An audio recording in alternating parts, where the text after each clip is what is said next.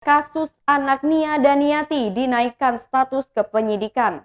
Kabar terbaru, polisi naikkan status kasus Olivia Natania yang merupakan anak Nia Daniati jalani penyidikan atas dugaan penipuan rekrutmen CPNS senilai 9,7 miliar rupiah.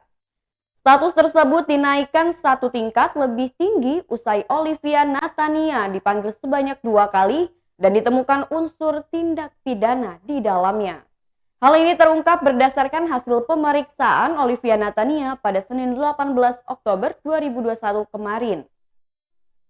Sebagaimana diketahui, kasus yang menjerat Olivia Natania adalah dugaan penipuan rekrutmen CPNS. Olivia Natania dan suaminya, Rafli Entilaar, diduga menipu 225 korban yang mendaftar CPNS bodong jalur prestasi. Untuk kasus yang sedang berproses di Polda Metro Jaya, Olivia dilaporkan oleh 5 korban yang mengalami kerugian mulai dari 25 hingga 150 juta rupiah. Total kerugian 225 korban ditaksir mencapai 9,7 miliar rupiah.